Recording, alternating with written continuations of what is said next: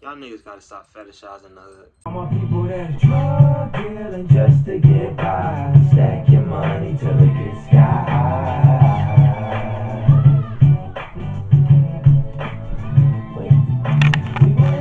But when I say that, it's not coming from a place of like, I live there, so I'm telling you what you should do. Whoa, calm down, Jamal. Don't pull out the 9. And how you should live your life. But it's coming from a place of love, genuinely. Because I seen this nigga on TikTok, he was talking about it. I think his name Zaylos, right?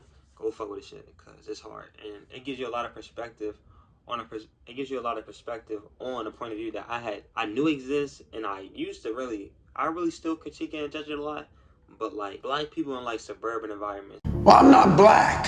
I'm OJ. Like suburban environments, and how being in a suburban environment affects your idea of what it means to be black. Because when people, especially black young black kids in these suburban environments, and even in the hood, like the way their self-worth comes from usually where they're from, right? And understandably, it's a flaw, right? Because I'm gonna use a personal, like, what the fuck you call it? Example, right? I wasn't trying to say example, I was trying to say something else. But anyway, my personal example is, I felt like, and this was when I was like younger. I didn't really understand why I did it, but just in any context, no matter what I did, if I did bad, and it's usually when I did something bad, right? Like, my people told me a story, like, we was at a party and I like jumped on the table and knocked everything over, right? Broke the fucking table. And I sent them from the projects. And this is a phrase that played a very key role in my life, because in the first grade, I remember this shit so vividly. Like, it is sick to me, right? I was talking to somebody, and I was like, I guess we was talking about where we was from or some shit, but I'm like, I'm from the projects, right? And then my teacher was like, who said that? And I shut the fuck up, because I'm like, why the fuck she just look like that? Nobody has ever reacted like that to me when I was talking, right? She said, who was that? And everybody shut the fuck up, including me. So she was like, it just went away. But that knee-jerk reaction made me understand something about where I was from, more than a little 6 or 7 year old kid would at that time. It was that, not that just white people fear where I was from, but the concept of using where I was from as like a threat towards people, instead of just it being my reality, was how people viewed it when I talked. So when I said I'm from the projects, even though people was laughing because they thought it was funny, I was kind of like accidentally just repping where I was from randomly. And it became such a big part of me when I was younger that a lot of my family members still joke about it now, like on my father's side, because that's what I was said. I didn't really have to say I know I was in my mom's house, because nigga, we living there. I don't need to say I'm from the projects. Nigga, we all living in here. We all the same way. My friend who grandma lived across the court, he lived up the court. Like, we all here. We all know we in the same situation. So I don't need to really vocalize that. So this comes back to the idea of fetishizing hoodness. It's because every nigga, white, suburban, black, suburban, feel like they have to get out the mud or their experience isn't valid, which in itself is weird, because it's backwards, because you already have the step that these niggas, we in that situation wish we had. I didn't know how bad it was living in the projects until I quite literally seen a dead body with my grandmother. Like, nigga got shot. We walk up, my grandma want to go look, so we go look, right? And I seen, like, old people just nosy. So we just walked over there and nigga laid out. Oh, I seen a dead body. And I didn't know how much that really fucked with my brain until like that same night I had a nightmare, but it didn't really process it. I'm like, nigga, I have nightmares. It's just how life is, right? I didn't really process that. I really, like, that nigga's dead. Like, you see it, you don't know him, so you just kind of like, look, damn. You hear people screaming, yelling, people circling, you see it, but you don't process it. Especially, I was only 10 when I seen that shit. So I didn't really process it as much as I do now, and how much it did affect me when I reflect on this, when I reflect on that situation in particular. But seeing it, and like, I can still clearly see it, like the blood, the nigga laid out, the girl screaming, like, where the police? And it's a police station right down the street from Gilmore Homes, if I might add. Like, it's not even, I don't want to even say it's 6 blocks. If you up top, it's far shit. But I live down bottom, so it's like, it's right there. Like, it's not that far away. So when you call the police, it's like, why y'all niggas not coming right up the street? Because, you feel me? And to give you an idea where Gilmore Holmes is, back when Freddie Gray died, that's where Freddie Gray got killed at. But back to the fetishization of the hood. So like everybody feel like they gotta get out the mud, and getting it out the mud in itself is a fallacy if you aren't literally in the mud. The nigga said, like the nigga Zay Lewis I was talking about in the beginning, he put it as like, even if they didn't have to get out the mud, these people feel like they have to smear themselves in mud because that's the image that's being sold, which is the best way to articulate that, if I might add. Just because you didn't experience it don't mean your experiences as a person is invalid. So you need to realize that your self-worth isn't based on other people. And that's the problem that a lot of kids have. Even me, I had it at one time. Because your self-worth is based on everything else besides what's actually inside yourself.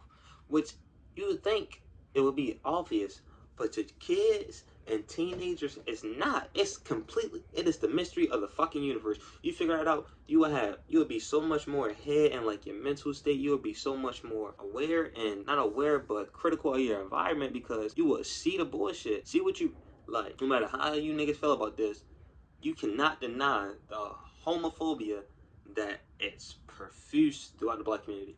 No matter what. Like, my dad, my uncles, like, all these niggas is homophobic. No matter what they want. And it's not homophobia towards lesbians. It's only homophobia towards niggas, right? So that also just led me to this idea that these niggas don't really understand themselves, because they be like, I don't got no problem with it, but I don't want it near me. And if you didn't have a problem, you wouldn't give a fuck how close it was to you, because it don't affect you. But just saying that shit like it's not an obvious contradiction, and niggas be like, yeah, I agree. You don't agree. You don't like gay people, and that's what it is. And a lot of kids feel like they emulate their parents in that sense, that they don't understand why they don't want these things around, but they just spit it back out. And it leads to a lot of people trying to reflect their parents' upbringing. So when you have these black kids in a suburban environment, which strips them away from the culture that was there because it's isolated, you're far away. When you think about suburbs, and I never lived in a suburb. I lived in I lived in public housing, that's a project, and I lived in like a fucking, what's it called? Townhouses, other than that, which is just projects with the same amount of, with more money in the same space. I went there, we had 3 bedrooms at my mama's house, and then we had 2 bedrooms, and my aunt got 3, just one downstairs. So it's 2 bed. In the townhouse when I lived with my dad, it was 2 bathrooms and 3 bedrooms, 1 half bathroom, you know. But when you're there, it's, to me, I'm like, this shit is the same. I don't know why he paying $1,200-$1,500 for this bullshit. It's the same shit as I got back home. And I'm feeling. So, like, just the idea, like, you're stripped away from everything. Not the townhomes I was at, particularly because it was like a station. It was a gas station down the street. It was a what the fuck was it? It was like a little strip mall across the street. So I had access to like food and shit, and like a corner store as in a gas station, right? But like, the thing about the hood is that everything is connected. No matter where you go, you are around somebody. Niggas is always outside. No matter how cold, no nothing. Unless it's raining hard as shit, then there's nobody outside. And it still might be niggas outside. They just more huddled up in the store. They hard inside the store. It don't change. These niggas don't go nowhere. So no matter, they see you grow up regardless. So as a nigga who just went to school, I'm still a kid, so I still play and shit. We go play football, we do this, we do that. We run around, we playing tag, hide and go seek, man, whatever the fuck you want to call it, whatever we doing. I grew up with the niggas who are now doing the same shit. And it's because the environment leads them to that.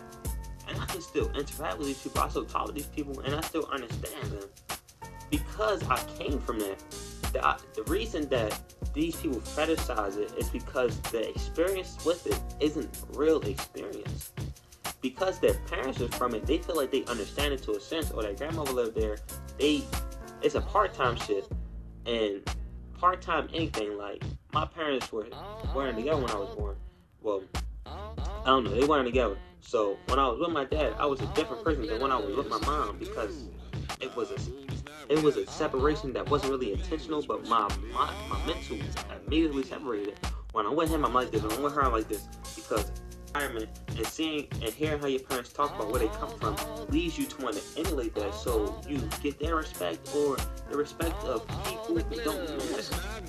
And that's the flaw. You know? So stop fetishizing the hood. This shit ain't nothing really. And we're done with it. Until the next one. Real shit.